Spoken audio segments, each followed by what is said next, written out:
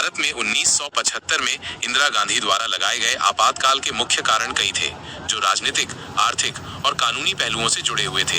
इन कारणों को संक्षेप में समझना महत्वपूर्ण है। 1. इलाहाबाद उच्च न्यायालय का फैसला। तत्काल कारण। यह आपातकाल लगाने का सबसे तात्कालिक और निर्णायक कारण था। 12 जून 1975 को इलाहाबाद उच्च न्यायालय के न्यायाधीश जगमोहन लाल सिन्हा ने राजनारायण बनाम उत्तर प्रदेश मामले में इंदिरा गांधी के 1971 के लोकसभा चुनाव को अवैध घोषित कर दिया। उन पर चुनाव प्रचार में सरकारी मशीनरी के दुरुपयोग का आरोप था। इस फैसले से उनकी लोकसभा सदस्यता रद्द हो जाती और उन्हें प्रधानमंत्री पद छोड़ना पड़ता। हालांकि उन्हें सुप्रीम कोर्ट से सशर्त स्थगन कंडीशनल स्टे मिल गया था, लेकिन इससे उनकी राजनीतिक स्थिति कमजोर हो गई थी।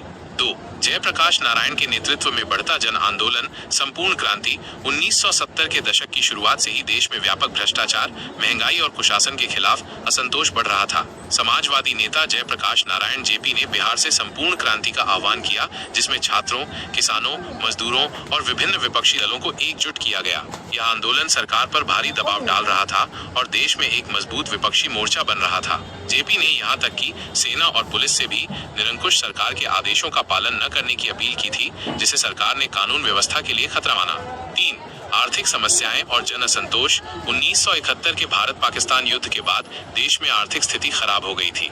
महंगाई, बेरोजगारी और खाद्य संकट जैसी समस्याएं विकराल रूप ले रही थीं, जिससे आम जनता में गहरा असंतोष था। 1974 में जॉर्ज फर्नांडीज के नेतृत्व में रेलवे हड़ताल जैसी घटनाएं भी हुईं, जिन्होंने आर्थिक व्यवस्था को और चुनौती दी। 4. सरकार की कमजोर होती पकड़ और राजनीतिक अस्थिरता। इन आंदोलनों और आर्थिक समस्याओं ने तत्कालीन कांग्रेस सरकार और इंदिरा गांधी की पकड़ को कमजोर कर दिया था। संसद में भी विपक्षी दल सरकार को लगातार घेर रहे थे। इंदिरा गांधी को यह महसूस होने लगा था कि उनकी सरकार को बाहरी और आंतरिक दोनों तरफ से खतरा है। 5. सत्ता में बने रहने की इच्छा और केंद्रीयकरण।